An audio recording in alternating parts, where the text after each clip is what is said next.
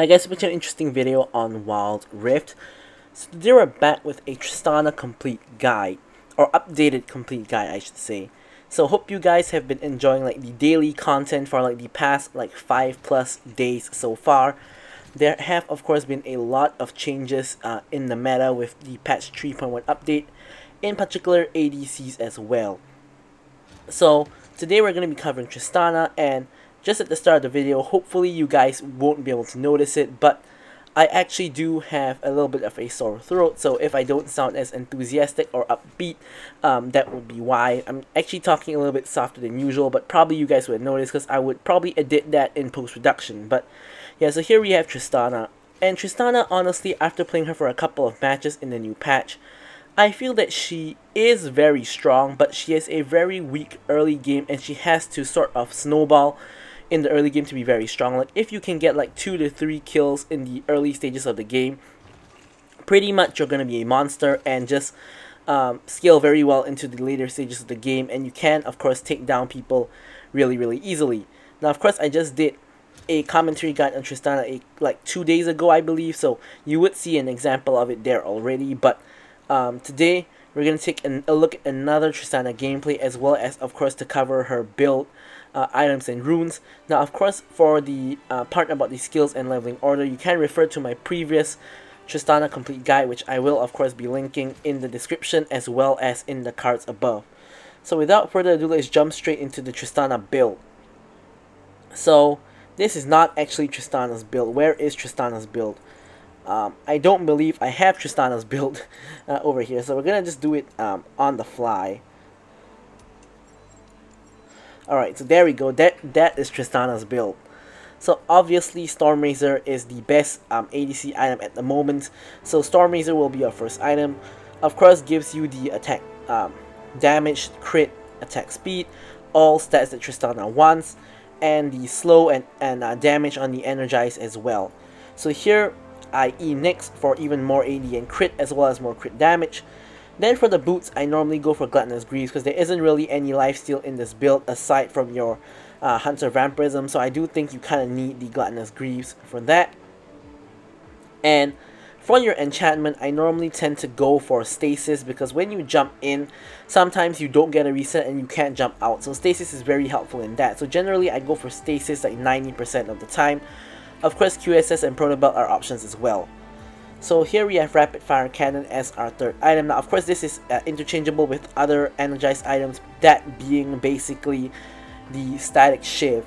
Basically I like Rapid Fire Cannon for the safety of course, where Tristana already has pretty high range at later levels, and with the Rapid Fire Cannon you can of course get a bonus attack at additional range, which will also proc the slow from the Stormraizer, which will let you sort of engage or kite away or chase depending on the situation.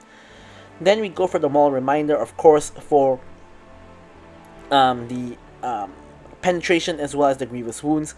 The Seralda's Grudge doesn't really work on Tristana because you can't really use your E and your Q to slow. You can only use your W or Alt to slow, but Alt you're already pushing them away from you so that you don't really need to slow people, and your W is used more as an escape or a gap closer. You don't jump directly on them majority of the time.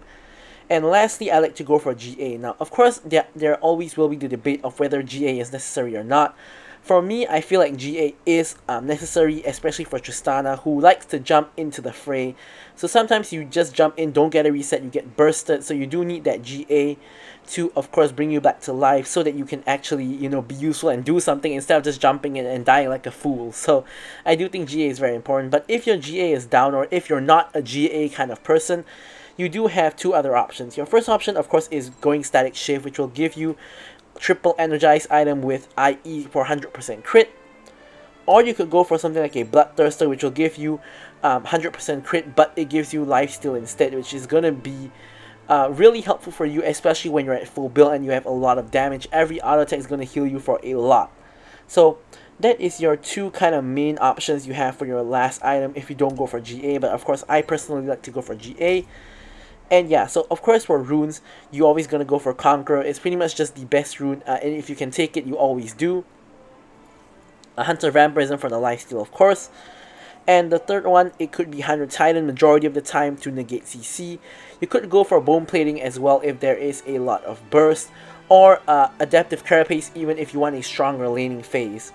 Now for the last one, as I said a lot of times before, I'm not very high on Sweet Tooth at the moment, so I tend to go for Hunter Genius because Tristana's cooldowns are very long, but they're very important. Her Q and W and E, all of them have pretty long cooldowns, but she's pretty cooldown reliant because her main source of damage is of course charging up her E onto somebody. So having more CDR, or rather ability haste, is going to be very helpful for Tristana. So I think that taking that is always a really good option. And for the spells, as usual, we always take Flash, and in general now we take Exhaust on ADC.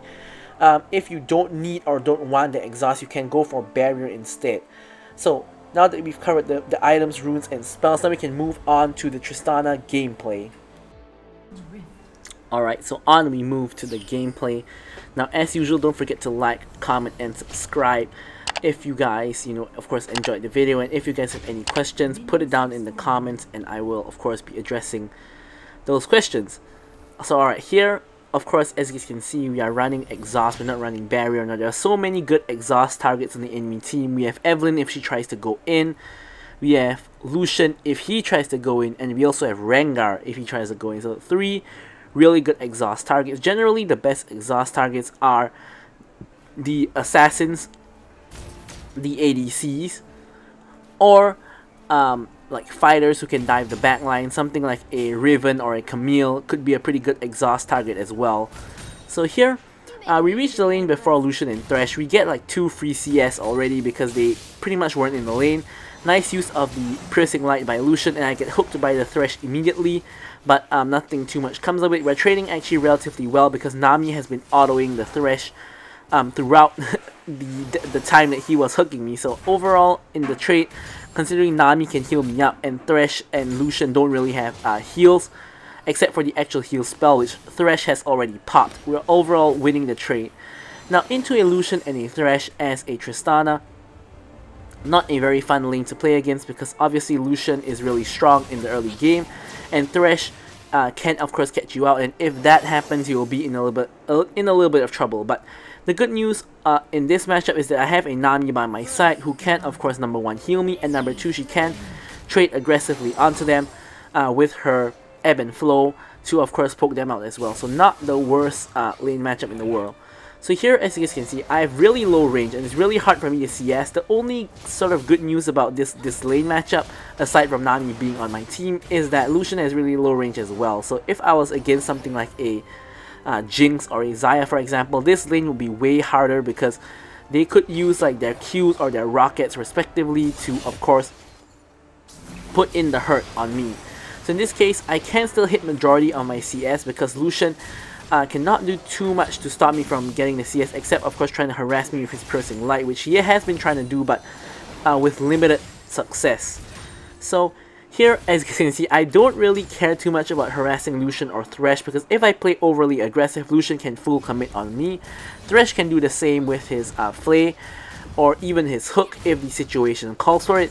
So I don't really want to overcommit to any fight. I really just want to pick up my CS. After all, I will eventually outscale Lucian. Lucian at the current moment of course is stronger than me. Lucian isn't really one of the best scaling champions, but he doesn't fall off all that much either. So here Kha'Zix is taking the skull and Lucian and Thresh go down for the collapse. So here we're just going to follow behind. Thresh hook goes wide and Thresh and Lucian split up, which isn't really the best look for them.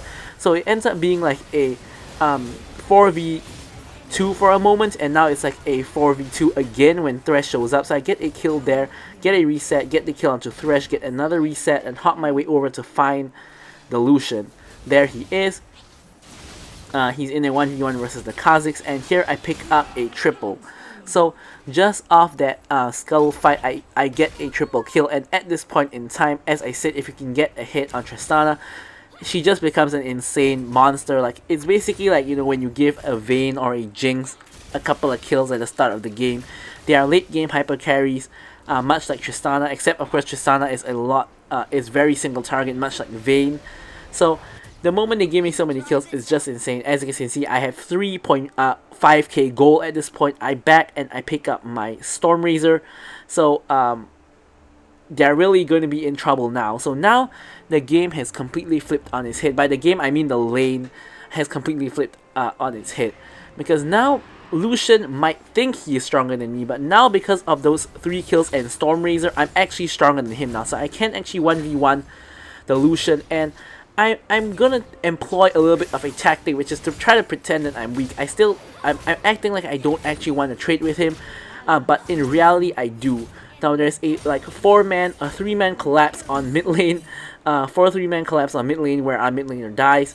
Now here, this of course leads to enemy transitioning to taking the dragon, and at this point there's really nothing we can do about it. Set is split pushing, Kha'Zix is still in base, so we're gonna just give up the dragon. No point walking over there to ward or to of course contest, because we're gonna be in a 2v4, which obviously isn't where we want to be, and there really is no chance of us stealing the dragon without our jungler. So here Nami gets hooked, and this is where we go for the fight. So here I jump in, put the bomb on Lucian, use everything on Lucian. Really nice bubble by the Nami. I ult the Thresh back towards our tower, and we pick up a double. So this is what I was talking about.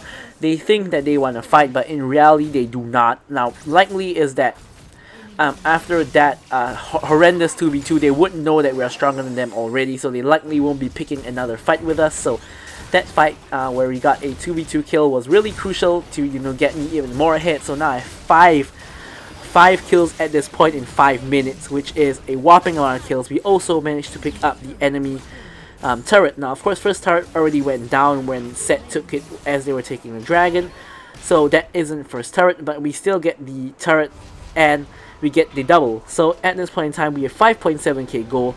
The only person who is remotely close to us is on our team, which is Diana, and Set is also kind of close behind. Evelyn is really close behind as well on their team. She's 4-0, building a Rod of Ages of all things. So here we already secured the top lane tower, so we want to rotate to the Rift Herald where we can hopefully get the Rift Herald or at least find another fight. Now here Evelyn and Rengar have huge shutdowns. I'm just going for the kill onto Evelyn. Now I'm jumping back out. I'm going for the kill onto Rengar. I pick up both shutdowns on Evelyn and Rengar crucially, but my team is getting routed, so I'm trying to hightail it out of there. Unfortunately Thresh lands the hook and I die. I do give over the shutdown to Thresh though, which is pretty much the best case scenario on who I can give the shutdown to. That is a 7-kill shutdown going onto the Thresh, probably about 1k gold's worth of shutdown going onto the Thresh. But I crucially got the shutdown on both Rengar and Evelyn before I died, so overall I would still say that is worth it, because the shutdown on Evelyn and Rengar were getting pretty huge. Evelyn 4-0 and 2, and Rengar, I can't really remember what his score was. We can see it when I pull the scoreboard back up in a moment. But here I am back in on the action. There we go. So Rengar 4-1 and 5. So he was 4-0 and 5. So 2 huge, I believe like 600 to 700 gold shutdowns going to me. Here I jump in on Thresh, get the kill on Thresh, get the reset, jump in on Tristana. Nami gets the kill and I get a reset and I jump out again. Here I exhaust the Rengar who tries to come for me. Golden example of how exhaust is very, very useful when you're up against these kind of assassins. He tries to go at me, but it doesn't work. Lucian, I don't know what you're doing there, brother, but you know, we get rid of the Lucian, we ult the Malphite away so he doesn't get any funny ideas of going in on me. Now, we can see from the replay tool that he doesn't actually have ult, but in the game itself, I was assuming that he had ult, so I just ulted him away so that he wouldn't be in range to ult me himself. So here I get I reset again. I can pick up my IE as well as my Zanya. So at this point in time, 2 item power spike acquired, and I also got the safety tool of Zanya's 10 and 1 at this point. So obviously I'm gonna make better use of the red buff than the Kha'Zix who's 1 and 3. So I'm just gonna take the red buff, burst it down instantly, and we got the double buffs. Diana goes in on Malphite. I'm jumping in, trying to get damage onto Malphite. I believe I got off 1 auto attack to get the assist, I think. So anyways, here Dragon is spawning really soon. This bush is warded, so I'm not gonna stay in there. Thresh hits a hook and goes in, but he only has the Malphite with him. Evelyn shows up to the party. I burst down the Thresh and I'm backing off a bit, but at this point I do way too much damage. I just auto attack down the the Rengar, even without even putting my E onto him. Here I'm trying to auto attack down the tower, but I'm taking tower aggro because of my red buff again. So I accidentally hit my stasis, but we're just gonna pretend that we stasis for style points. This is gonna actually become a costly mistake, which we will see just a little bit later on in the game. Here we get a reset and we're gonna go after the Lucian. We get another kill, dominating again. Somehow Malphite manages to steal the dragon 1v4. I don't know what the Kha'Zix is really doing. His smite, I guess, what might have been on cooldown, I'm not too sure. Looks like it's not on cooldown based on the replay here, and I do believe it wasn't, because I remember I pinged his smite cooldown after that play. But here we're just gonna focus the tower. We get the tower. The Rengar flashes out because he knows that I can kill him even without my E, even though I just used it on the tower, so he's running away. And here this allows me to back and possibly get a rapid fire cannon. Yep, there we go. We pick up the rapid fire cannon.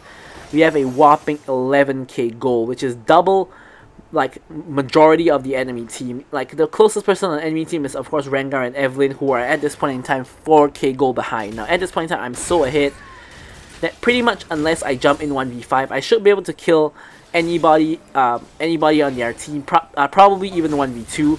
Here Set finds himself in a skirmish, and here of course I'm there to back him up. Here Evelyn goes for me, of course, which is of course an issue. The main issue here is two things. First thing is that Thresh hit his hook on me, which CC'd me for long enough for Evelyn to burst me down. And number two, I didn't have my Zhonya's cooldown, which if I had, I think I would have actually managed to Zhonya's and survive there, and my team might have been able to back me up. So turns out that misclick of Zhonya's was actually a pretty crucial mistake.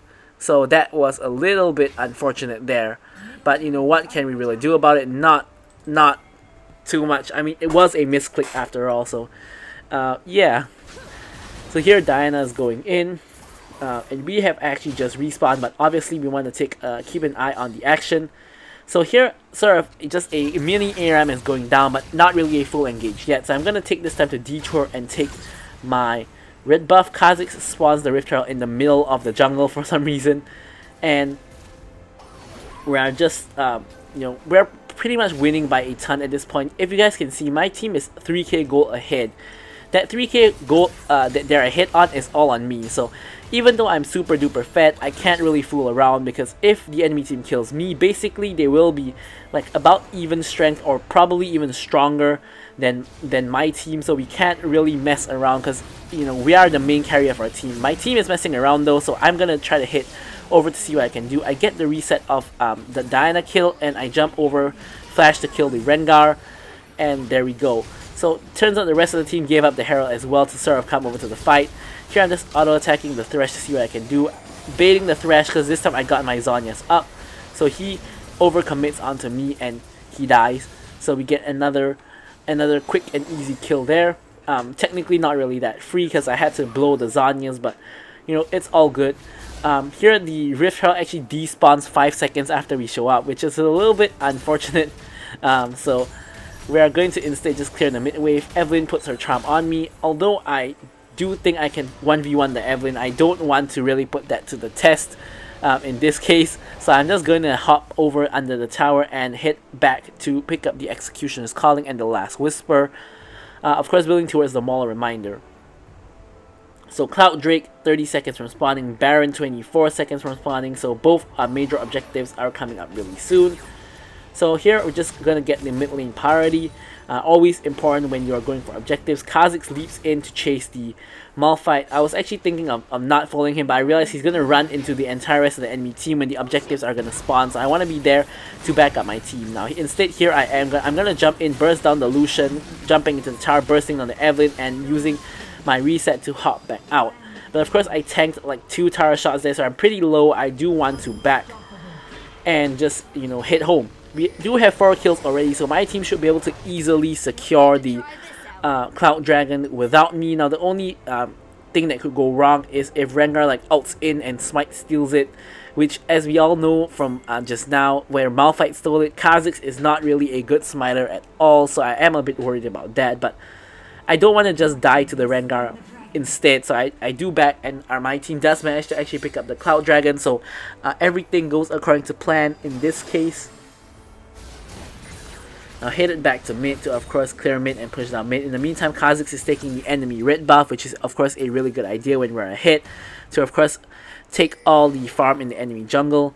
Now here I'm pinging to attack Baron, but Kha'Zix and Diana on the wrong side of town, because we are actually really strong at this point. We can probably get the Baron while the enemy team is none the wiser. Now a lot of times, even though everybody's alive on enemy team, you can actually afford to go for a sneaky Baron if the enemy doesn't really realize that you're doing it.